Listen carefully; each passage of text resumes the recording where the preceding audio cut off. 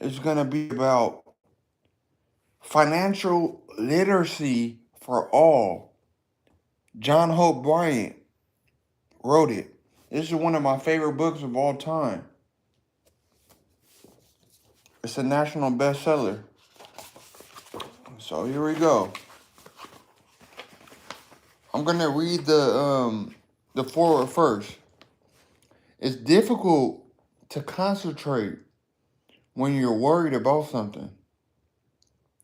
Your focus ends up divided between the task at hand, whatever it is you're trying to accomplish, and the source of your concerns.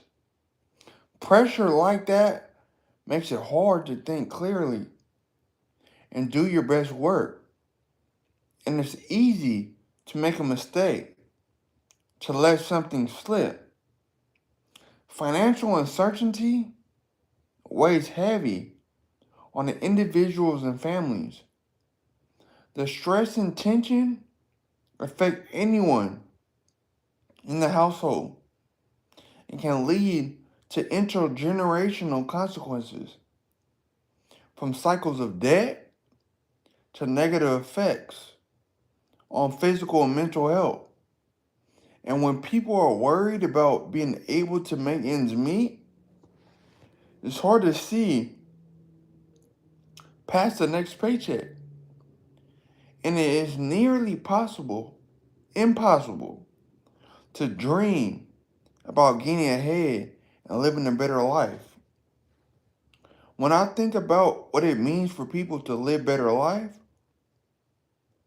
I think about how important it is to help people to save time so they can devote bigger pieces of their day to the things that matter most to them. I think about reliable access to affordable, healthy food and quality goods, and clothing to help people save money. And I think about helping people to understand how money works so they can make the most of their savings. How to help people improve their financial literacy. I learned early on from both my parents and my granddad the importance of saving and the power of compounding interest. Those lessons in money management were formative and they stuck with me. But as John Hope Bryant writes in chapter 2, section I, financial literacy isn't just about money. It's about freedom to make choices, the confidence to take control of our own lives and our communities, and the opportunity to shape our own futures. That's the American dream choice. Confidence, control, freedom is more than just surviving. It's about living life to its full potential. And when people are empowered to strengthen their financial well-being and make choices that lead to a healthier financial future, the dream can become a reality. Although financial literacy as a concept might sound complicated or confusing, complexity isn't really the biggest hurdle to understand the ins and outs of money and how it works. Historically, the problem has been access. The tools to improve financial literacy haven't always been available to everyone. Legal obstacles and societal inequalities have prevented certain communities and groups from gaining the knowledge and experience necessary to achieve equal financial independence. Sorry, I was on that. However, the concepts in this book are theoretical. The theoretical. And John doesn't write, I'll go back to that. doesn't write about them with clinical detachment. He has experienced firsthand look. He experienced a firsthand how a lack of financial literacy rooted in these inequalities, okay, can shape the dynamics in a family and alter the course of people's lives. And he writes about his early childhood and the experience that shaped him with honesty and clarity. John doesn't shy away from the importance of personal responsibility either. He faces the question of accountability head on and makes clear through accounts of his personal experience the importance of individual curiosity, drive, and determination. But what might have otherwise been an autobiography or a social political policy piece becomes a passionate call to action to educate some of our most vulnerable populations and steer them away from a paycheck to paycheck mentality toward a new mindset and a more optimistic, prosperous future. Because John believes in his message, he believes in it because he lived it and he wants to see you succeed. That's why he founded Operation Hope to advance economic opportunity by extending a helping hand to the underserved and the disenfranchised, to support, encourage, and educate. So that's a more abundant life is within reach for this generation and the next. It reminds me of what Sam Walton said about a working world. Sam Walton, that brings a bell. Rings a bell. That Walmart founder to give the world an opportunity to see what it's like to save and have a better life.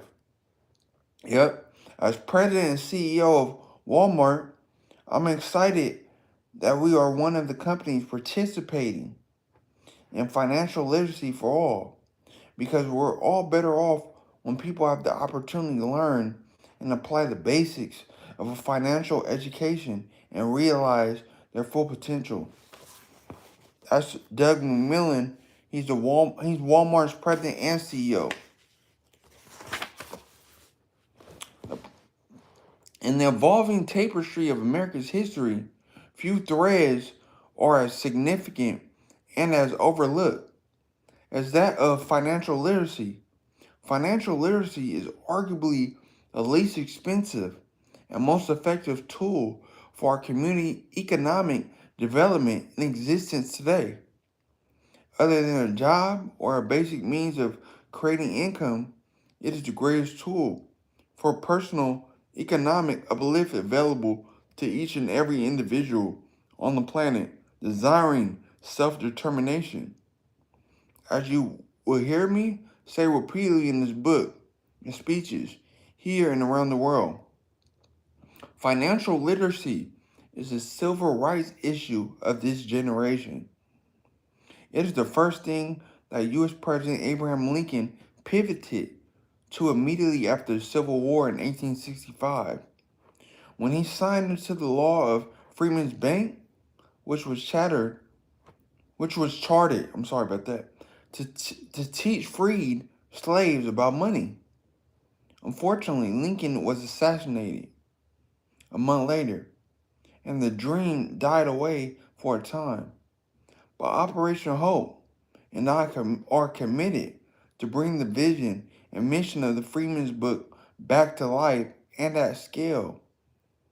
This is why we encourage the U.S. Treasury Secretary Jack Lew and the Obama administration to change the name of the U.S. Treasury Annex Building, the original location, excuse me, of Freeman's Bank, to the Freeman's Bank Building, which they did in 2016.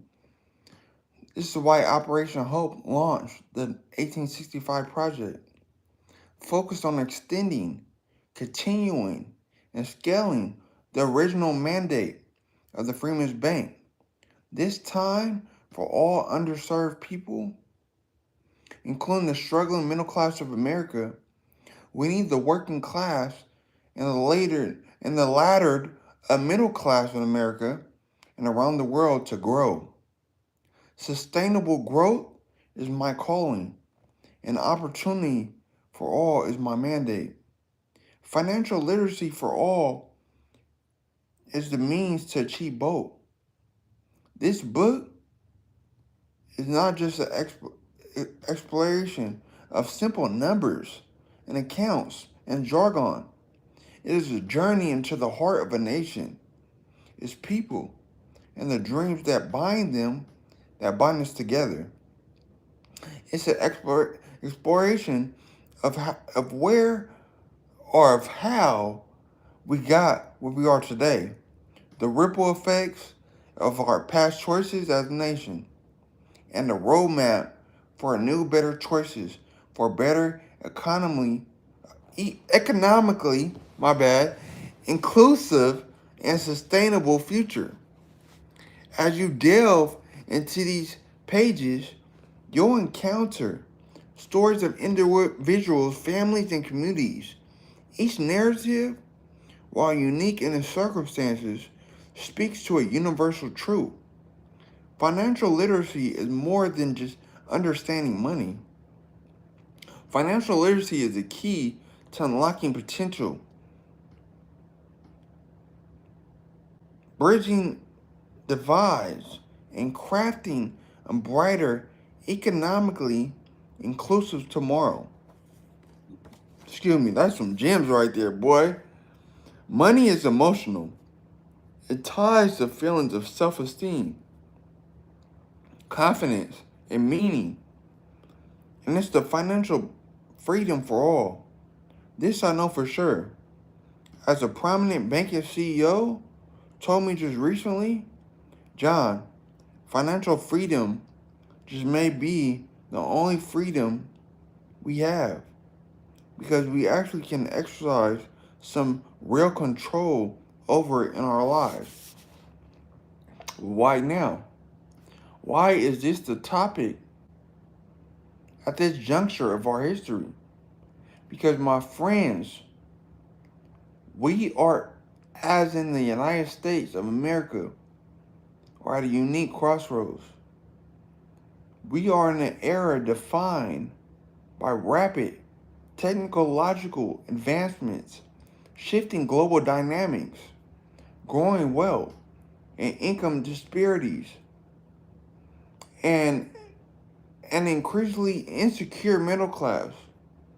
There are real questions about how to sustain a middle class standard of living for anyone over the next 10 to 20 years.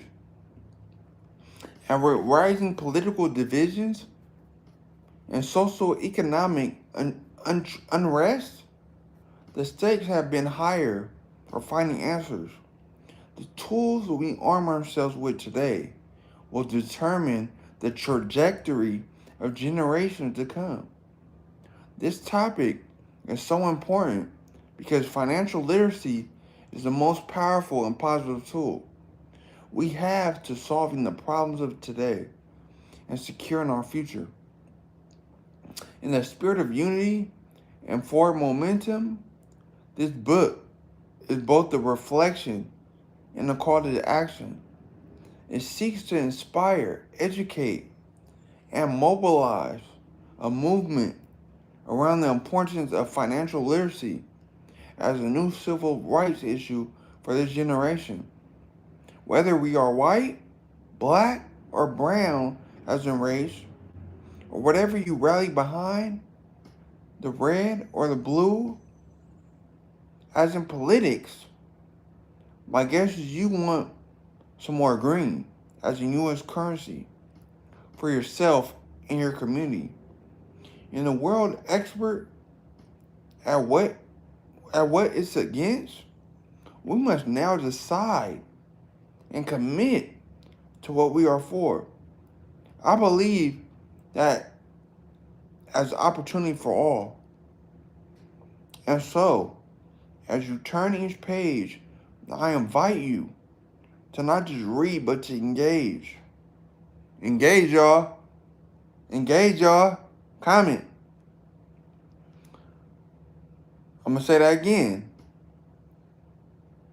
So you turn each page, I invite you to not just read, but to engage, question, and then commit to being part of this solution.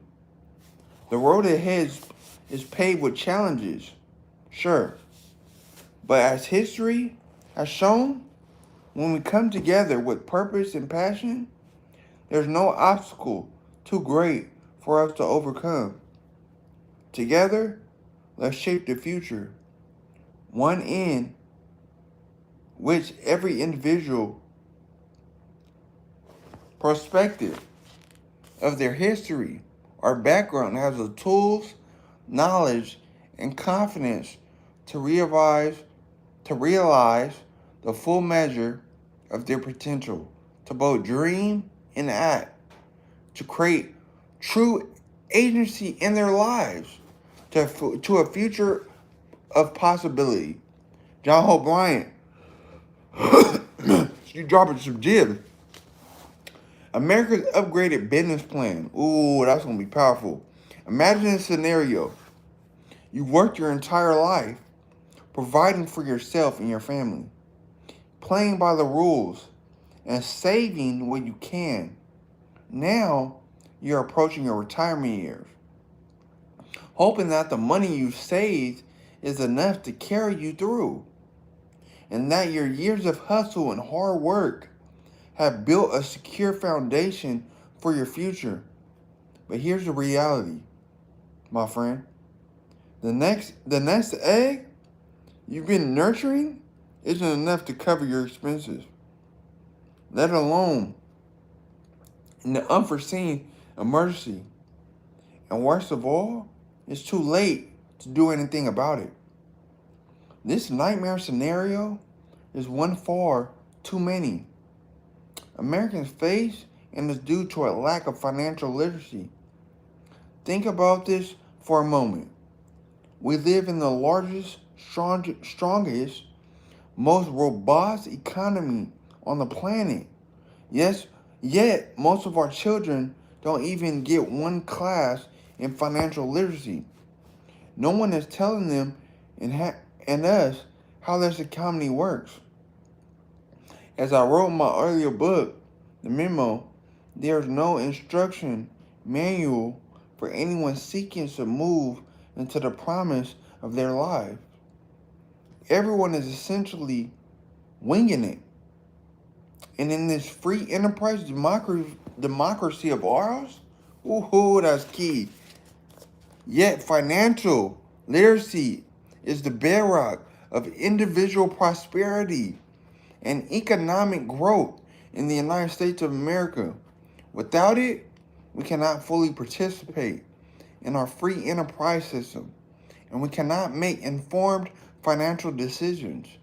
We are left at the mercy of an economic system we do not fully understand. And worse yet, for some of us, one that was not designed to support us.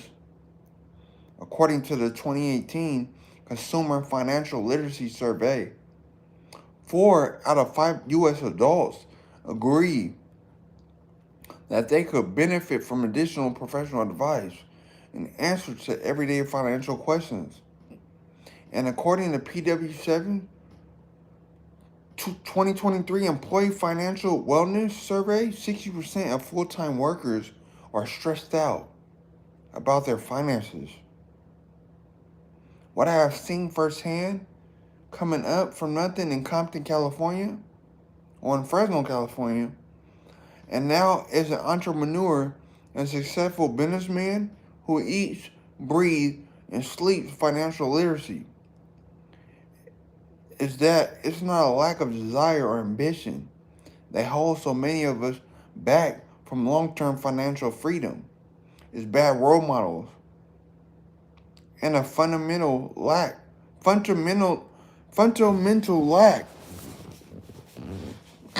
excuse me, of the essential building blocks for financial success, including the knowledge and comfort to talk about money, the tools and resources to better our situations, and the right enabling environment to win.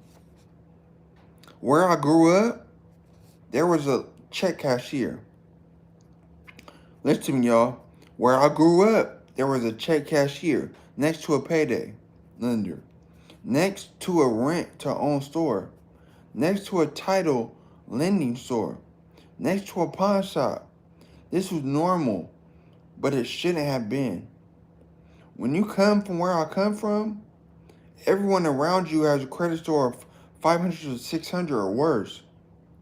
And so you accept your reality as the norm and what you deserve, but it is not.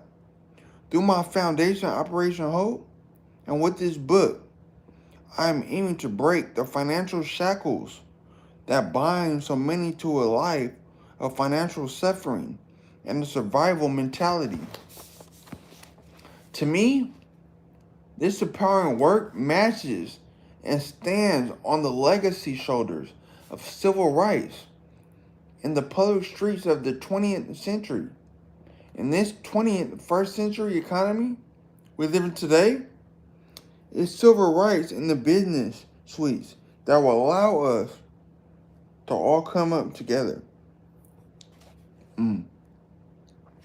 Understanding the world of finance is an intimidating and daunting task, especially given its complexity and the speed at which it evolves and at which money flows. This book aims to the world, offering the insights and strategies that Operation Hope is using to equip communities all over the United States with the knowledge and skills to navigate their financial lives. Because this is what it will take to make America the land of opportunity for all. Our journey will take us through the current state of financial literacy in the United States, highlighting the gap between the haves and have-nots. It will underline the impact of this gap on various communities with a special call. I'm going to say that again. With a special call out to our communities of Black America. Given its unique role in our nation's history and development, we will explore the implications of this disparity and its origins, delving into the historical events and policy decisions that have perpetrated financial inequality. I recount stories from our past of the systematic hurdles that people of color have faced in their pursuit of the American dream, including the failures of Freeman's book and racial segregation. During the financial literacy has left other groups behind, including my low-income white brother and sisters. Take student loan debt, for instance. If you get a student loan for a financially sound purpose like professional advancement, you can make multiplies over the cost of that education in enhanced annual compensation over time.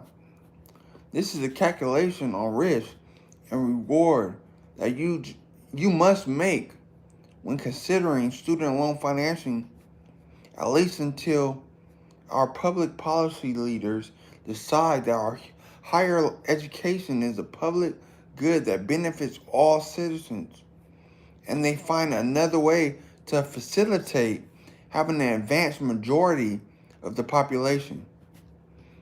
My point is, whatever you do should have inherent value tied to it. Making good decisions about what to finance and when, being informed and empowered consumers today has the power to transform the quality of life for you and your family. But this book is not merely a diagnosis of our society's ailments. It is an empowerment tool for the average person seeking a better quality of life in the 21st century. And it is a social movement call to action. The second half of our journey is devoted to solutions that could bring about transformative change. Transformative change. One more time, y'all. Transformative change. Through powerful and focused financial education initiatives for the public, intentional community engagement, workforce development, and upgrades in environments, we can bridge this gap between the haves and have-nots, between the financial illiterate and the financially free. We can realize the value of our connections to each other and open up the powerful mechanisms. And we can open up the powerful mechanisms. We can realize the value of our connections to each other and open up the powerful mechanisms of the free enterprise system for all. Thank y'all for tuning in. I appreciate it. Reimagining the way forward. America has built its economy through human constant reinvention, leveraging natural resources, and honestly, a bit of luck. Over the 2.5 centuries of our experience as a nation, we've built a reputation for ourselves through steel, oil, and gas, and through innovation of industry like the locomotive and the automobile, assembly line manufacturing, finance, technology, and the internet, and now AI, artificial intelligence. We leverage these innovations as experts around the world while bringing resources in to help make us the richest and greatest nation on earth. But what exactly has made America great? And what will make America even greater than it's ever been? I believe it is leveraging our greatest untapped resource and our greatest export, our human capital, and their hope and promise for a better future. Let's face it. Let's face it, y'all. America is not a country, she is an idea. And we can make and remake her into anything we like. Here I refer to our unique brand of hope, what we dubbed the American dream. We just need to upgrade our software for a new century of sustainable growth and opportunity for all. How do I know this? Well, at every critical junction of America's history, our people have mobilized in some meaningful way to help cure the bad thinking that was taking us on a path to nowhere. We have done this by undefined under the banner of an American democracy that is rooted in health and mostly good capitalism. Given the importance of this national treasure, it seems to be that isn't in our interest to protect this gem at all costs. America without her lefty ideals and the exercise hopes of her people becomes just another country. Her rests in our ability to distinguish America from the rest of the world as a place of mobility where people can go from a low estate to a higher one. Honestly, we need to prove that the American dream is still doable. We need to back it up. We need to show that the place we call home does give rest to the weary. And is a beacon of light to those in a dark place. America needs to be a place of hope, an opportunity for this generation and the next. When tragedy strikes, Americans tend to rally together for the common good and pull each other up. Unfortunately, when the tragedy involves minority groups or someone outside of our interconnected social fabric, the motivation has been short-lived and the impact is diminished due to our unresolved pain, shared confusion, and in many ways, our moral laziness. We just don't want to do the work. We want someone, somewhere else, to do it for us. But as you know, life does not work that way. We solve very little by accepting someone else to take care of our problems. Said another way, no one washes rental cars. I'm going to say it again. No one washes rental cars. Most people will drive a rental car until the wheels come off. That's a lie, y'all. I be washing rental cars. Most people will drive a rental car until the wheels come off and they can't see through the dirt on the windshield. And then they'll return it to the owner for cleaning and maintenance. The only way we solve our problems is to own them first. The reality is that love, freedom, and equality take work. Nothing good comes easy. Only in the dictionary does the word success come before the word work. We should be properly motivated to solve our problems today because it's no longer practical or rational to pass our problems onto someone else, and because it is becoming increasingly obvious that we need each other for sustained success in whatever this next chapter of American exceptionalism looks like. Traditional minority groups represent more than 40% of college-educated, highly successful white men to drive GDP. GDP is gross domestic product, or the nation's national economic output, alone over the next 25 to 30 years. By the way, this is not a racial commentary by me. I have no emotions about this statement whatsoever, as I want everyone to be able to succeed now and into the future.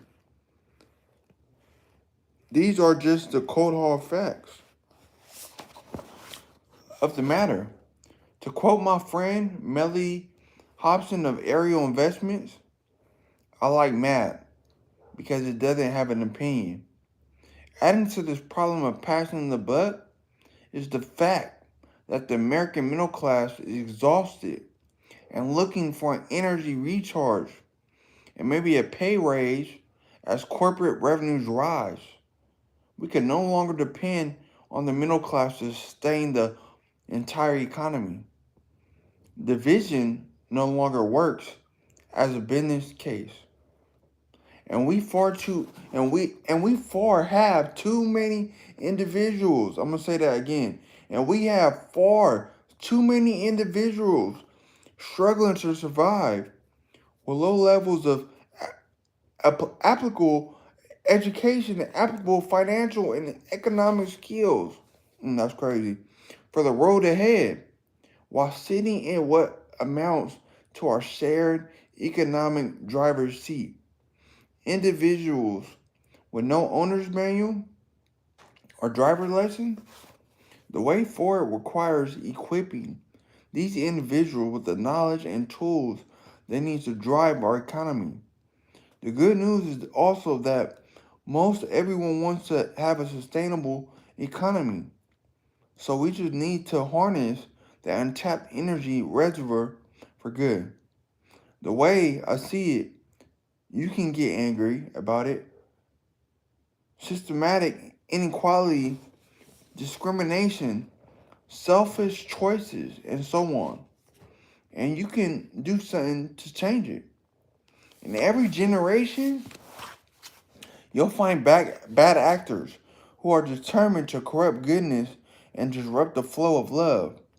Like it or not, it's up to the rest of us to identify it, uproot it, and stamp it out. Next is the most important step. Okay? Next is the most important step, y'all. We must replace the bad actors and the system that allows them to thrive with the new one that fits the type of nation we inspired to be in our founding documents, one in which we have the power and financial freedom to pursue our own path. That's where we are today. The problem and the bad actors. Identifying them was the easy part. Now, we're in the process of uprooting the old system and replacing it with the new one. Lives up to the promise of the American dream, y'all. I think of it as our upgraded business plan. Financial literacy is a cornerstone of the new business plan, and it could be more accessible to all. As we turn the page on this introduction and dive into the story of when the light bulb of financial freedom turned on for 9-year-old me, let's embrace a sense of urgency, hope, and optimism because the fight for financial literacy is the civil rights issue of our time. It is the key to unlocking opportunity, to leveling the playing field, and to ensuring that the American dream is within reach for all. Woohoo! Let's go, y'all. Let's go. Dreams, decisions, and destinies. Let me drink some more coffee. What y'all think about that, man?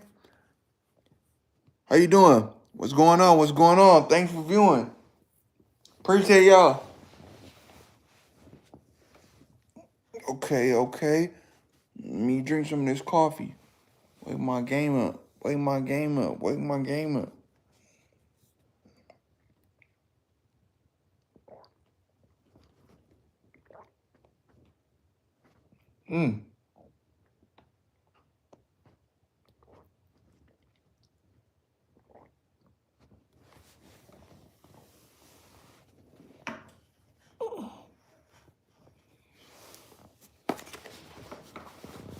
Everything I know, I learned when I was a child.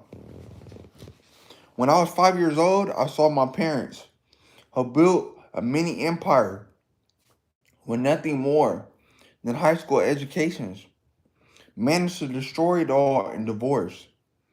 By the time I was 5, my industrious mom and dad had acquired a family home in South Central Los Angeles, purchased a gas station at the southeast corner of Normandy and Rodeo Road. Ooh, I know exactly where that was at in LA.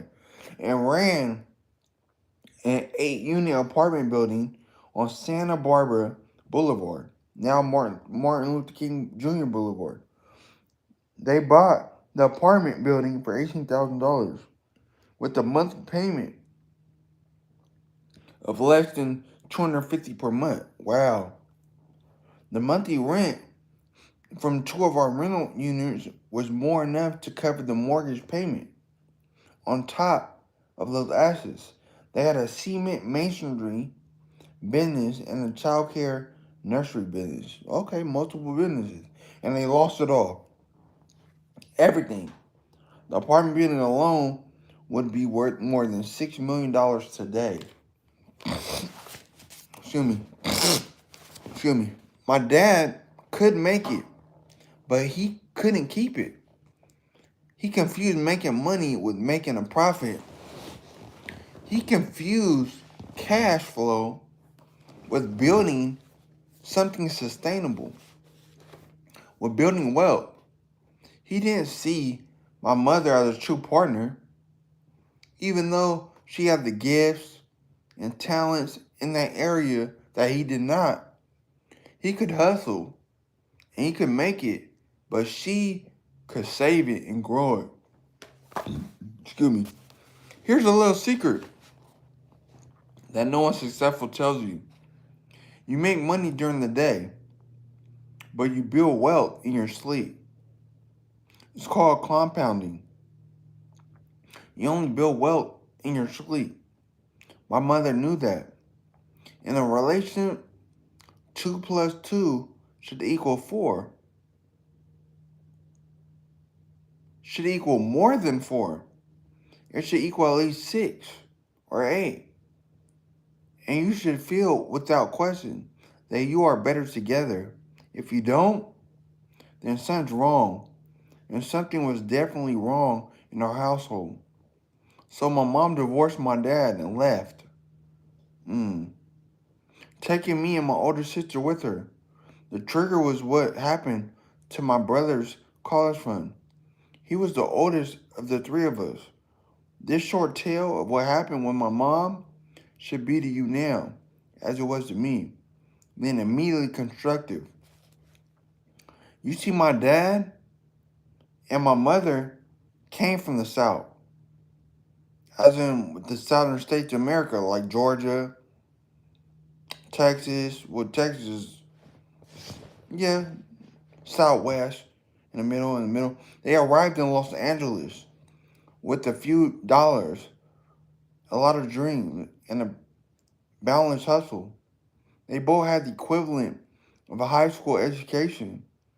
Even though my mother had not formally graduated from high school, yet it's important to show that my mother went back to high school at age 62.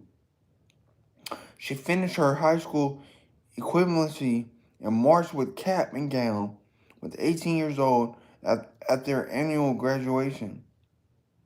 This tells you everything you need to know about Miss Juanita Smith, who was called home during the writing of this book at age 88. Love you, Mom. When my parents met in the East St. Louis, my mother had just ended an abusive relationship. My father-to-be, Mr. Johnny Will Smith, fell deeply and quickly in love with my future mother.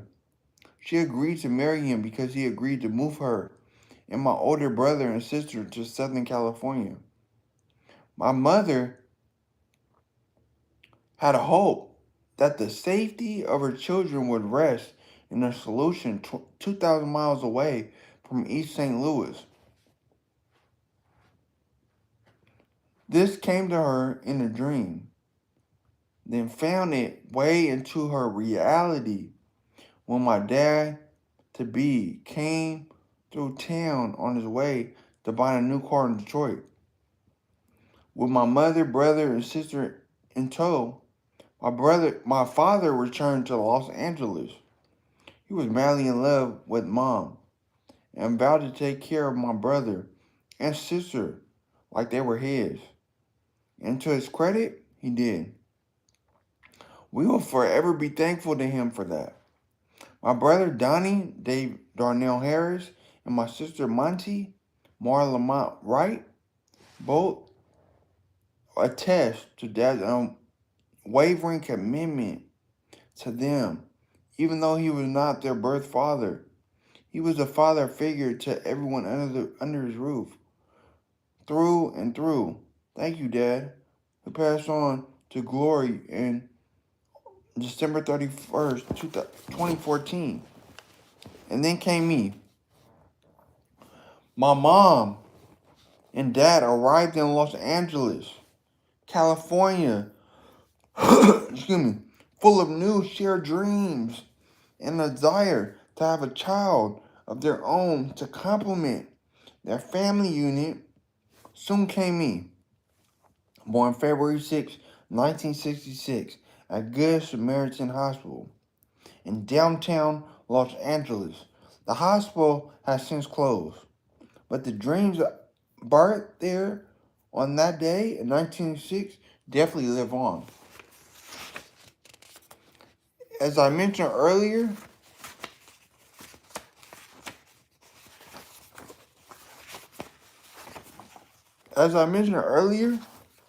based on a little more than grit, Mom and Dad built a mini empire all on their own.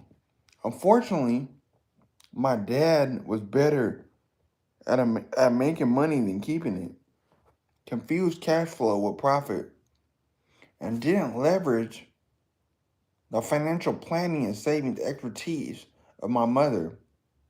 Civil rights icon Reverend Andrew J. Young, who is also the mentor and friend of mine, likes to say men and women fail for three main reasons: arrogance, pride, and greed.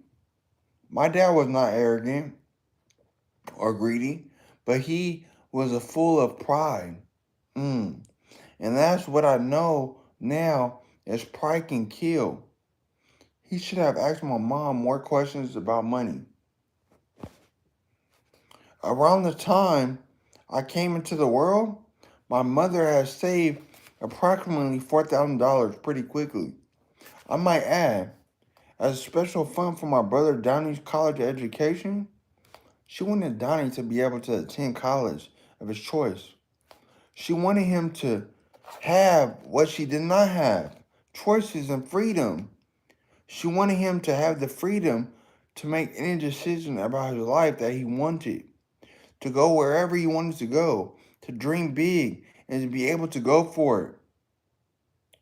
Even back then, my industrious mother knew that freedom was free, that it had to be paid for through self-determination.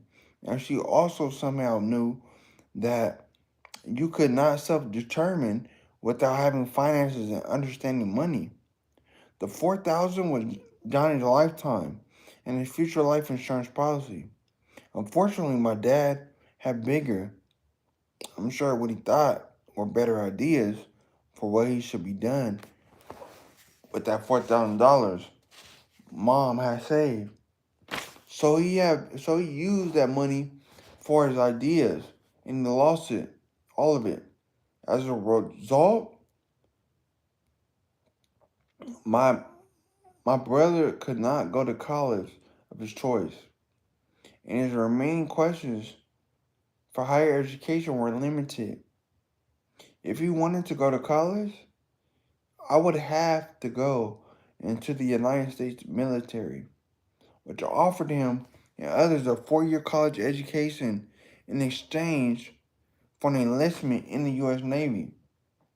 The simple act of my father taking that $4,000 and doing as he liked when Donnie was 18 resulted in my brother spending it not just 4 years or 6 years in the Navy, but his entire professional career of more than 20 years.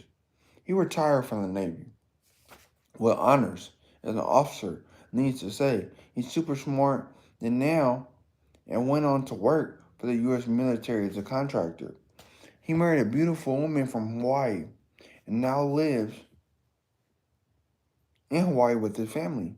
All good there, Donnie. Would not wish it any other way. But from a financial freedom perspective, none of this was by his choice. It was all pre-made for him at age 18 based on my dad's decision about the $4,000. While my while my brother has had and continues to have a great and very fulfilling life with a loving wife and family by his side, I can't help but wonder what would have happened had he been able to attend a college of his choice and to pursue a passion or profession of his liking. Would what direction would he have gone in professionally? Would he have been a school teacher, an engineer, a general manager of a hotel, or a small business owner? We will never know. That decision was taken away from him. My mother decided to divorce my father after the $4,000 incident, along with resulting in interconnected domestic abuse. Fights between them. I guess she had enough. She wanted to make sure that I remained teaching at home, myself and my older sister Monty could make whatsoever decisions we want to make for the rest of our lives. Decisions that she had been unable to make on her self-determination growing up as a result of her parents. A man named OC. So mom struck out on her own, temporarily moving in with a girlfriend of hers. That's and that girlfriend's man, to make it feel more comfortable, she described him as my aunt and uncle or something. What I remember was a man named OC, who I now know was my mother friend's boyfriend. Unfortunately, I never got his full name. OC became everything to me pretty quickly.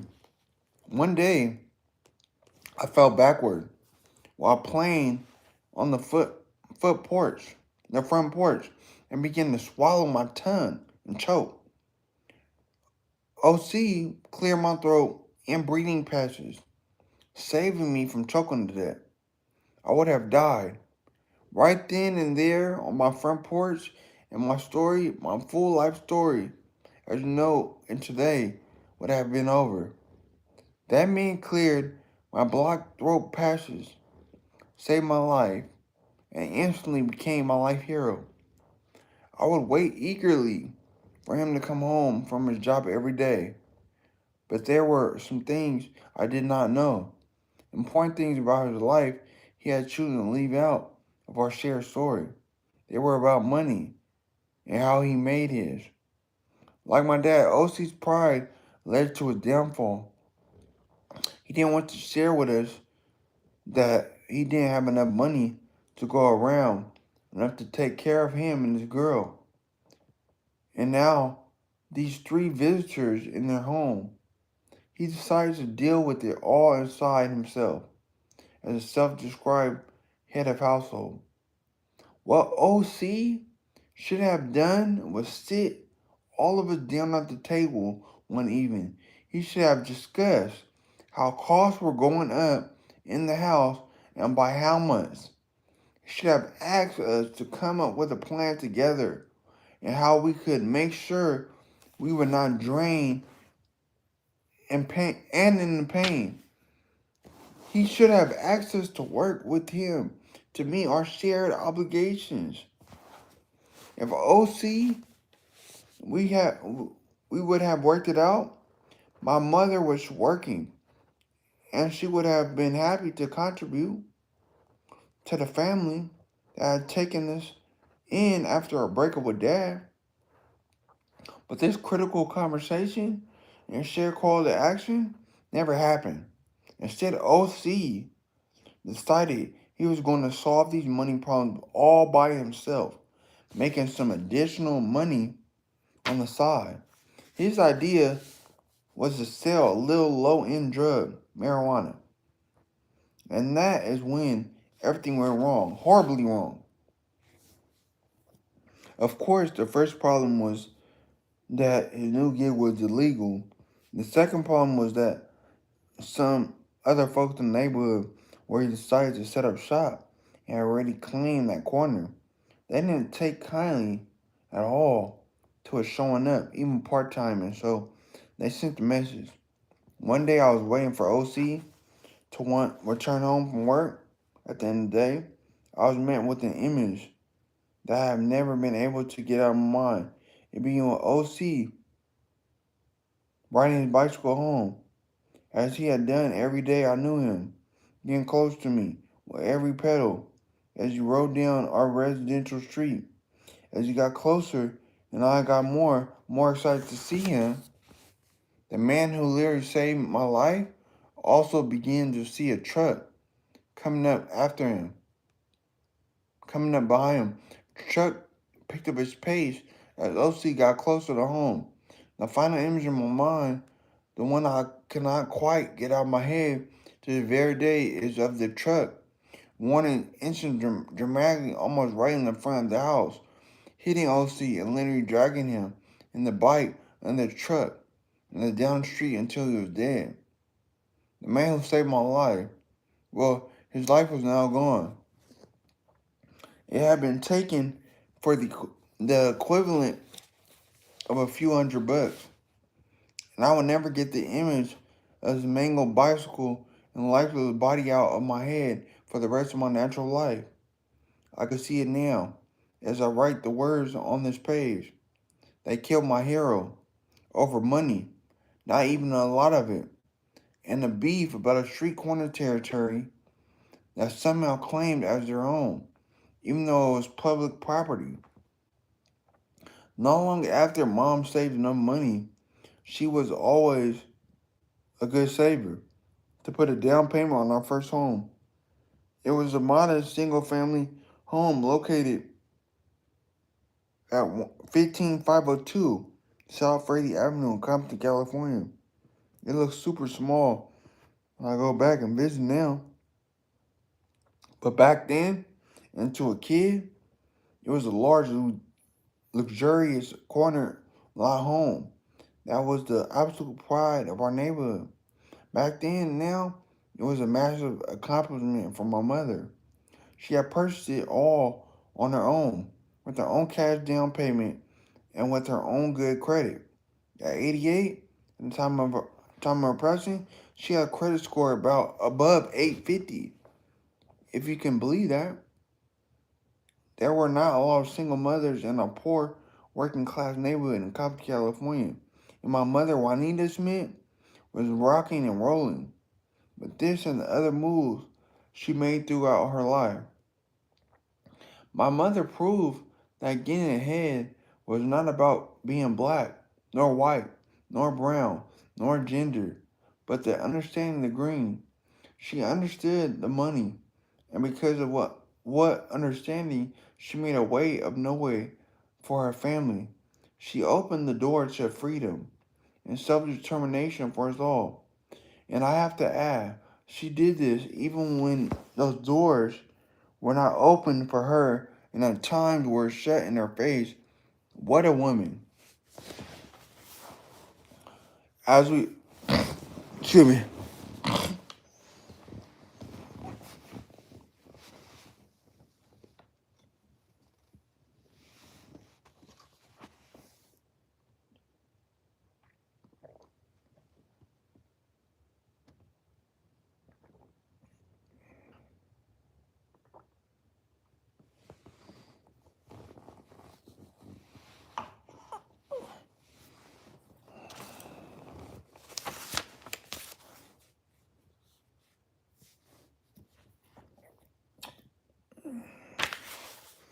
as we settle into our new home in the city of Compton, um, I made some new friends.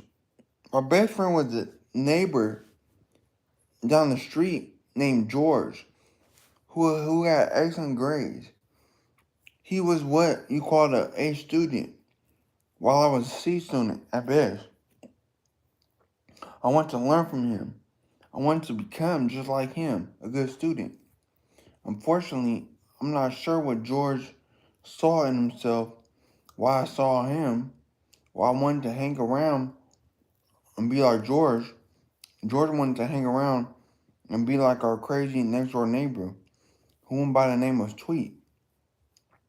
George didn't want to hang with me and be my role model. He wanted to hang around Tweet and be cool. But some of us in the neighborhood called ghetto famous. Good for 3 or 4 square blocks of overinflated notoriety. George was way too impressed with Tweet for reasons I never understand. As a result, George began walking and talking like Tweet. He started hanging with Tweet and believing and behaving like Tweet. Ultimately, no, he got shot and killed. Damn, right next to Tweet. So much for cool. I thought even back then, being cool like that held a very little currency with me ever since. Cool isn't worth a thing if it gets you broke or dead. Instead of being cool, what I have wanted ever since is closer to what my friend Tim Burt describes as being intellectually dangerous. Tim told me one day, people have to decide whether they want to be ghetto famous for a moment or dangerous for a lifetime. I decided I would rather be dangerous for a lifetime as in wicked, undeniably smart. Since then, I have wanted a dangerous, super smart mind. I aspire to be dangerous from the neck up, not the shoulders down. I have witnessed the death of our family structure and generational wealth. Excuse me. When I was 5 years old, the death of my first community hero, OC, when I was 9, each of them over money and bad decision making, and I had had enough. Luckily, I had an advantage that most of my friends and those I loved in the community did not. I had love and active support from both parents. This cannot be stressed enough. My father might have been financially illiterate, but he was on the level. He worked from can't see in the morning to can't see at night, and he expressed unconditional love for me and my brother and sister.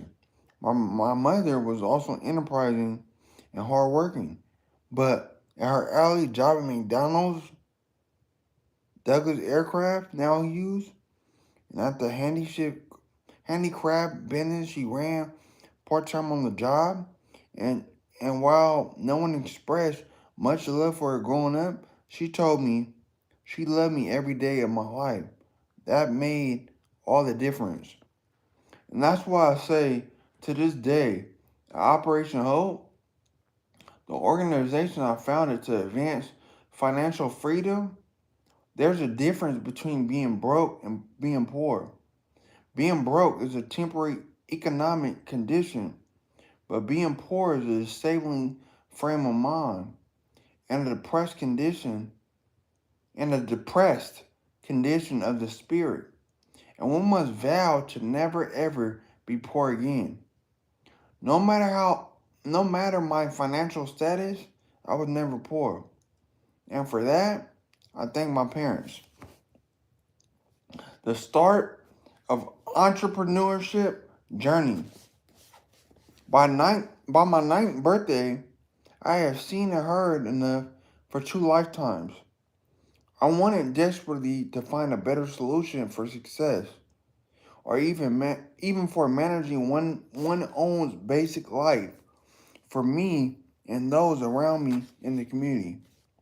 I wondered, what did hope with a sustainable business plan look like? As I looked around, nothing became obvious. Then a banker visited my home economics class at Colin P. Kelly Elementary School and changed my entire life. My wife, Tara Bryant, said all that human behavior is learned, both good and bad, and the more I think about the statement, the more I agree. This one topic could be a book all by itself. The reality is that I could track all of that backward behavior in my growing up neighborhood back to someone who they learned it from. When you know better, you do better. The problem is we never knew better. Said another way, no matter how much I love you, my son or my daughter, if I don't have wisdom, then I can only pass down my own ignorance. Out of love, we pass down bad habits from the generation to generation out of love. In 1975, when I was 9 years old, a banker from Bank of America came into came into my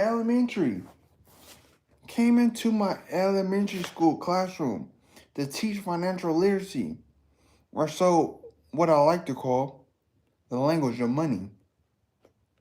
Unrelated, Bank of America would go on to become one of the biggest bankers and partners of Operation Hope. It was a precursor of what was to come in 1977. CRA, which outlined stipulated investment, lending and service in underserved communities nationwide by FDIC issued banks. This volunteer banker, who came in once a week for about 6 weeks, didn't fit any profile or public image that I had back then for a white man in my neighborhood. The white banker was about 6'2" and wore a fine blue suit with a white linen dress shirt and a red tie. This was a good suit. Not the drab affairs that the white police detectives wore when they came through the neighborhood where I grew up. This white banker also had a business card that identified his piece of work on the 16th floor of a building. That didn't make any sense to me either, as the only multi-level building in Compton was the Compton Courthouse, and that had less than 10 floors. This card said the 16th floor. Where, where in the heck was a building like that? I asked myself. It might as well have been on another planet from the standpoint and perspective of a little black kid from an elementary school in Compton, California. Excuse me.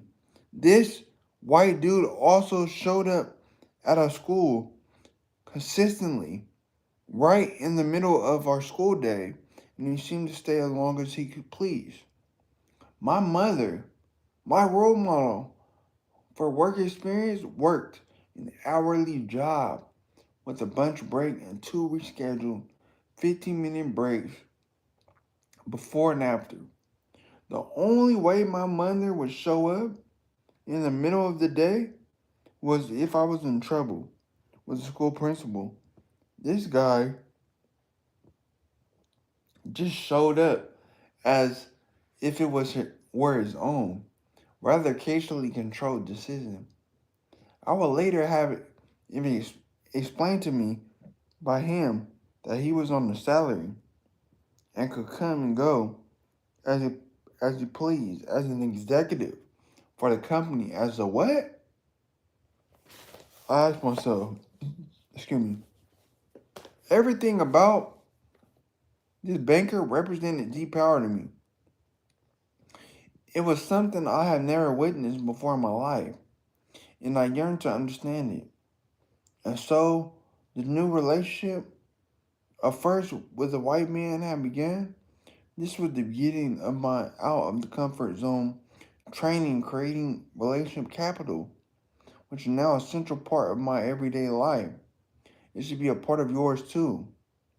It's worth mentioning that almost every contact, every contact that my neighborhood friends ever had with a white man, black, then was a negative one.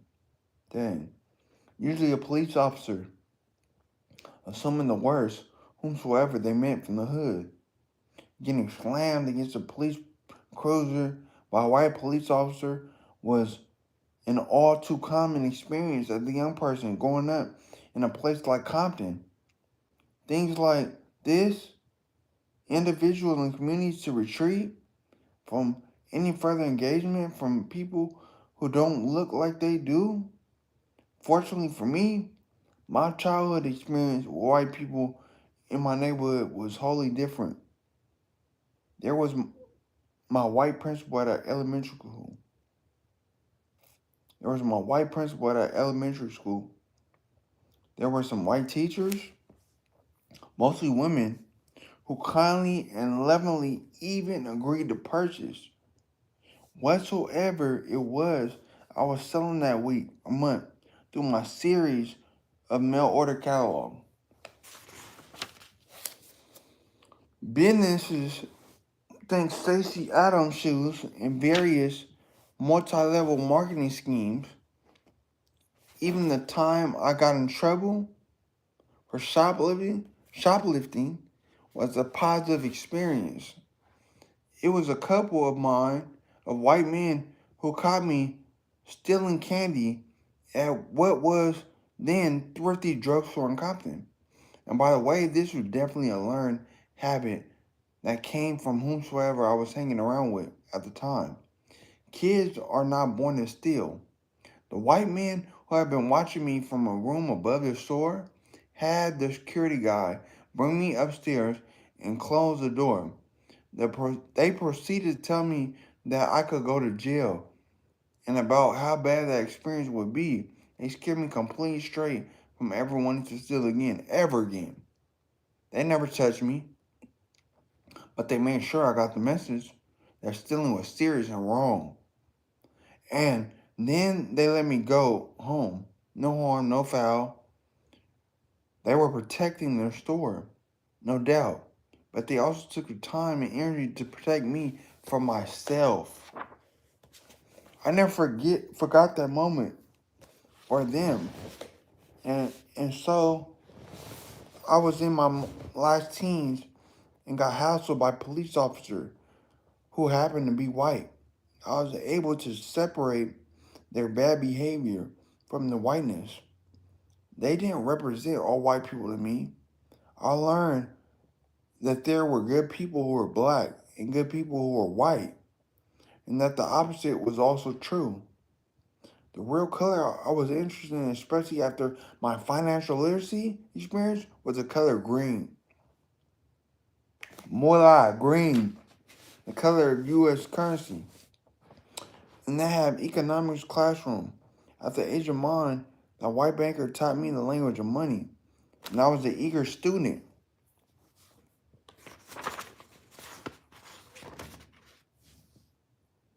After a few weekly sessions, I gathered up the nerve to ask the banker a question that could have been burning a hole in me from the day he walked into my classroom, like a business success story, from head to toe. Sir, what do you do for a living? And how do you get rich legally? I was dead serious. Without much hesitation or fanfare, he replied, "Young man, I'm a banker and I finance entrepreneurs." Well, sir, I don't know what an entrepreneur is, but if you're financing them and it's legal, then I'm going to be one. That was my earnest response. And that's literally who and what I am today, entrepreneur. As my confidence grew, so did my role modeling discipline.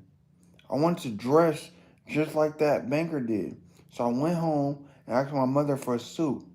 She made it clear that she didn't have the extra money to purchase me a new suit, but I was welcome to wear the one suit I had, a crushed velvet three-piece job with a ruffled shirt and a big bow tie. This was the suit my mom had made for me to wear to church every Sunday, and so I wore that to elementary school in Compton. And yes, I got beat up nearly every day after school too, but none of that mattered to me. I knew what I wanted to be. I needed to look the part. I found my passion in life and soon my purpose.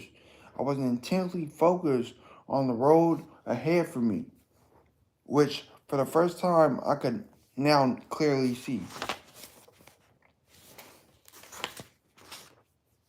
As I recounted in detail in prior books of mine, at 10 I started a successful candy house business. Through simple competition and hard work, I put the local liquor store out of candy business in just a few short weeks. The owner of that local liquor store could have partnered with me, but he wouldn't listen to a kid, so I put him out of business instead. I experienced my real life financial literacy lesson with the little free enterprise and regional capitalism sprinkled in, and I was shook. But there was something else, even more powerful, hiding in plain sight in the home economics classroom during those financial education lessons with the banker. It was tied to see what my lifelong calling would become.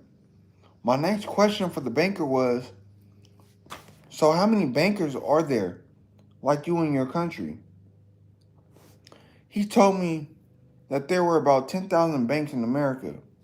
At that time, though, must have been more than 1 million bankers. I was absolutely stunned. So so you mean to tell me that there are a million bankers or something just like you across the country working at banks whose mission is to lend guys like me with, with dreams money, and all he had to do was prove that he would qualify for the loan, that none of us would get shot, jacked, or worse dead? All he had to do was to pay back the money or admit we couldn't and work out a repayment plan. Once again, his simple answer was yes. Well, I didn't know it then, but not only had I found my calling as an entrepreneur, I had also figured out what I was going to be. Join 5 countries, five countless, five countless thousands of dollars of others. I had also figured out what I was going to be. Join for countless thousands of others. For the rest of my life and our skill, teach them the language of money, how free enterprise and responsible capitalism worked, and give them a chance at an opportunity for all. This is exactly what I do every day because the organization I founded, Operation Hope, Inc., is the largest financial literacy coaching organization in America. At the time of this writing, with more than 250 officers in dozens of U.S. states, hundreds of employees, and thousands of volunteers. You cannot have a rainbow without at least a little rain. The transformative work of Operation Hope is that for me, the rainbow after the storms in my personal life, it's no different than the heartbroken mother who lost her daughter to a drunk driver and created Mother's Day and created mothers against drunk driving, or my friend, that famous financier, Michael Milken, who got prostate cancer, conquered it, and then became the nation's biggest and most prominent funder of prostate cancer research. That's big. Amongst others, outsized success in his ongoing life of achievement and giving back. I went from growing up in a severely underserved community and being economically homeless at 18 to inspiring the President of the United States to make financial literacy the policy of the federal government in 2008, to inspiring them, U.S. Secretary of Treasury Jack Lew to change the name of the U.S. Treasury Annex Building across from the White House to the Freedmen's Bank Building in honor of the more than 71,000 former slaves who put their money into a bank chartered to teach free slaves about money. Anyone can do anything in this world if you believe in yourself. And you have others who believe in your potential. You could do this. You can have financial freedom and be the person who helps others to achieve this same. Now it's time to be the change we want to see in our world. What I did and the others can do, and together we can do it bigger and better. The first step is reckoning with how we get there. Yeah, I hope you guys enjoyed one of my favorite books by John Hope Bryan, Financial Literacy for All. It's about disrupting struggle, advancing financial freedom, and building a new American middle class. I'm going to tell you my 3 favorite books because I feel led to. The first one, the Bible. 2, Contagious by Jonah Berger. And 3, the book I'm reading today, Financial Literacy for All by John Hope Bryan. I hope you guys enjoyed my reading. I enjoyed my time. Thank you for the viewers. Keep thriving. Happy New Year's. Stay focused. This is going to be the best year of your life. Global.